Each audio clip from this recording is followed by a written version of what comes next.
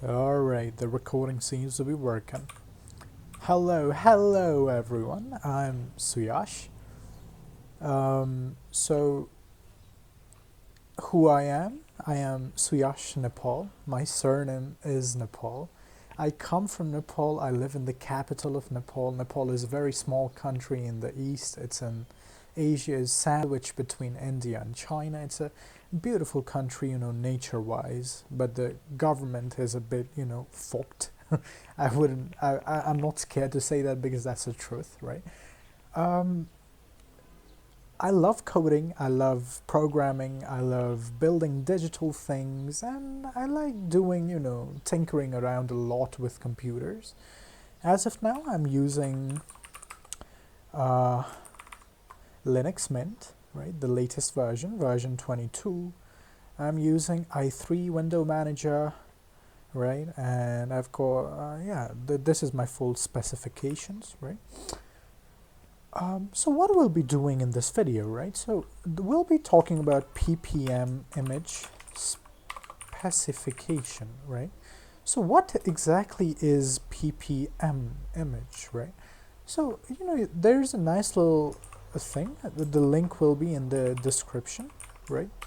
Yeah, link will be in the description. So PPM, or Portable Pixel Map Format, right? PPM stands for Portable Pixel Map, right?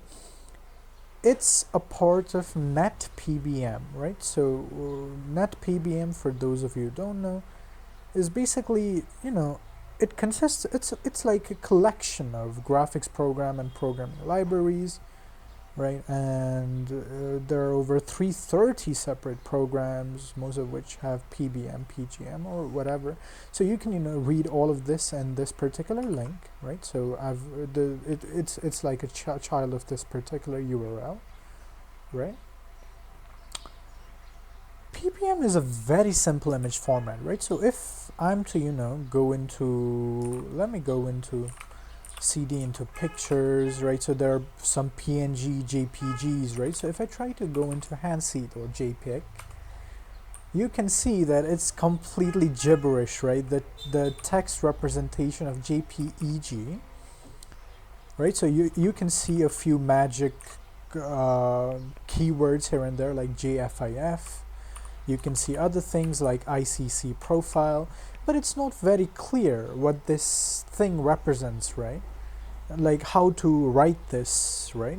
I mean, you can write this, but it will be a bit difficult, right? PPM, contrary to this, is a very simple format, right? So I've got a file called output op.ppm. If I just vim into op.ppm, let me quickly get rid of this line. So this is a part of, I was trying to implement Voronoi diagrams and visualize them using the Fortune algorithm, right? I've not implemented that, but the output I know that will be in PPM format because it's so easy to code, right? So PPM basically consists of a magic keyword, which is P3, P6, P4, P5, so there are a few, right?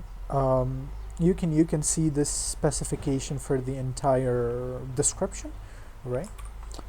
But the first line is the magic number, which essentially represents which version of PPM format you're using. We're using P3.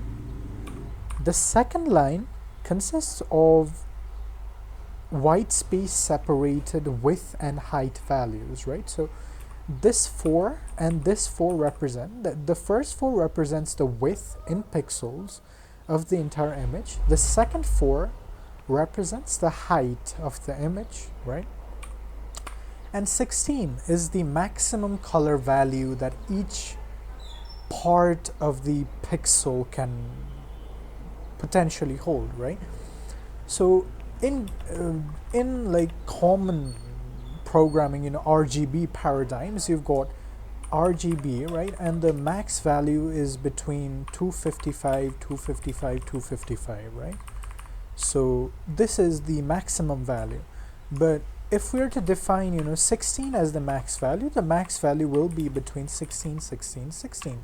So 16, 16, 16 essentially represents a pure white, pure white, right? And 0, 0, 0, needless to say, represents pure black, and 16, 0, 0 represents pure red, right? And so forth, right? You get the idea, right? So that's the gist. These three define the entire image, basically, right?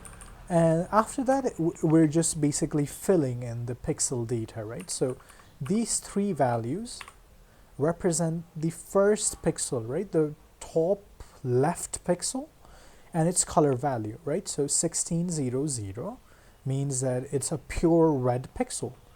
And likewise, 60160 says that it's a pure green pixel because it's an RGB format, right?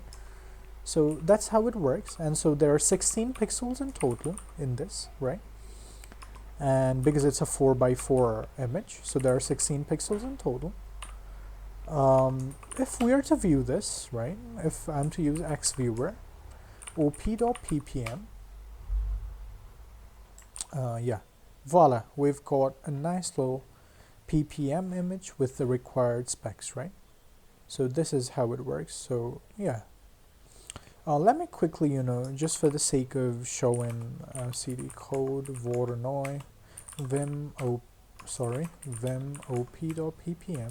right? So this pixel, the first pixel is red, as we can see here, and this entire column,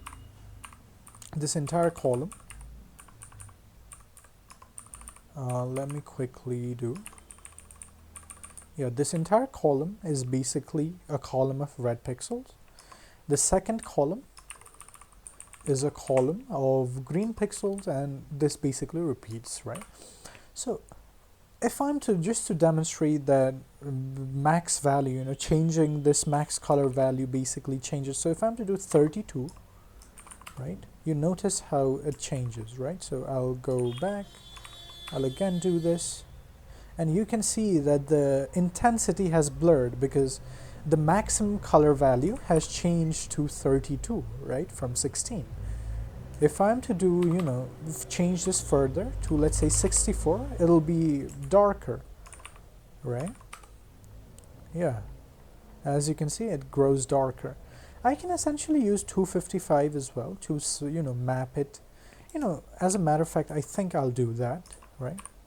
I think I'll do 255 as the maximum value, and we'll define some pixels, right? So let me do 255, 255, 255 for white, right?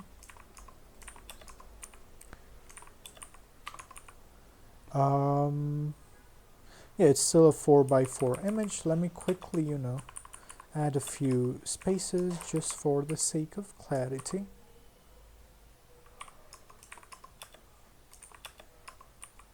Yeah. So this becomes, and we'll substitute 255 with 0 globally, right? So this becomes our second, and again we'll do this. So this should show us an alternating, basically image, right? Let me quickly, format this a little. The number of white spaces does not really matter in this, as long as you're sticking by the metadata and the pixels that it represents, right? So this is just me formatting. So as it should be obvious, this will show us, let me do this, yeah, alternating white and black patterns, right? The last column, the last row is black as well, but the background, I can maybe change the background as well. Can I basically, change the, yeah, background? Let's try something like gray, maybe. Yeah, select, close. Yeah. So this is the output file that we've got, right?